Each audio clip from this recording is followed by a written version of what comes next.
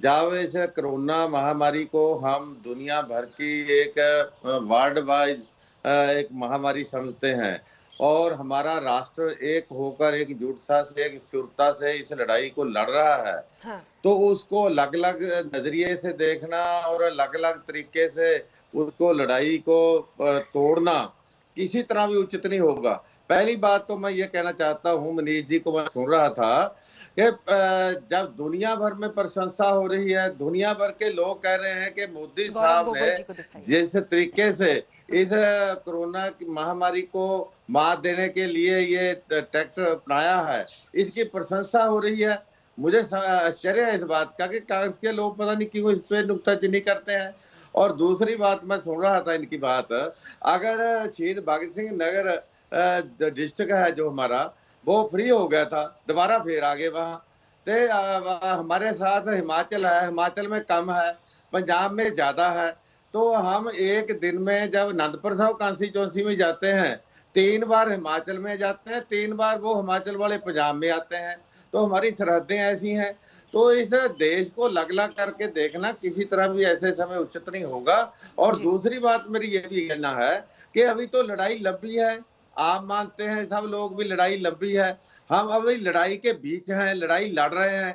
अगर लड़ाई के मोर्चे में कोई सिपाही कहे भी चाय ठंडी है और रोटी सूखी है, तो वो सिपाही अच्छा नहीं होता। जब लड़ाई का मोर्चा लगा हो तो फिर तकलीफ संकट में देखिए, वो संकट में हमें तकलीफ भी झेलनी होगी, हुँ, मुश्किल भी आनी होगी। हुँ। जब हम मुश्किल में फँसे हैं, संताप में फँसे हैं, तो हमारे पे जो कुछ मुश्किलें आ रही हैं, विपदा आ रही है, उसको हमें झेलना होगा गौरव जी। और रल कर इकट्ठे होकर झेलना होगा। अगर हम एक-दूसरे की नुक्ताचीनी करने लगे, अगर हम देखिए ऐसा लग रहा है जैसे भी मोदी साहब प्राइम मिनिस्टर हैं, सब सारा देश उनका है, सारे राष्ट्र प्रदेश उनके हैं। जिन प्रदेशों में कांग्रेस का राज है, उन प्रदेशों में पंजाब के अलावा सब प्रदेशों में बीजेपी के एमपी ज़्यादा हैं। तो इसलिए इसको अलग-अलग करके देखना मैं समझता हूँ उचित नहीं है। और ऐसे समय जब हम लड़ाई के बीच हों, तो उसको थोड़ा-सा लड़ाई को कमज़ोर करने की बात होती है। जी। जहाँ तक 3 मई के बाद की प्लान की बात है, मोदी साहब निचले लेवल तक, सरपंच लेवल तक लोगों के साथ राब्ता कर रहे हैं, विपक्ष के साथ राब्ता कर रहे हैं और एक्सपर्ट के साथ राब्ता कर रहे हैं। तो सबको पूछकर राब्ता बनाकर फिर ही कोई फैसला ले रहे हैं और जितनी बढ़िया कोऑर्डिनेशन चल रही है, मैं समझता हूँ उसके कारण ही नतीजे अच्छे निकल रहे हैं, ठीक है। उसके कारण ही दुनिया गौरव भर जी में से इस पर प्रशंसा जवाब हो ले रही लेते है। हैं। जी। तो एक पार्टी उसको नुक्ताचीनी के तौर पे उसको मैं समझता हूँ हमारी छवि को दुनिया भर में जो अच्छी बन रही है, हाँ। उसको कमज़ोर किया जा रहा है। मज़दूर की बात को उछाल कर मैं जी। समझता हूँ कि ये एक एक्साइट करने वाली बात है, हुँ। उनको उकसाने वाली बात है।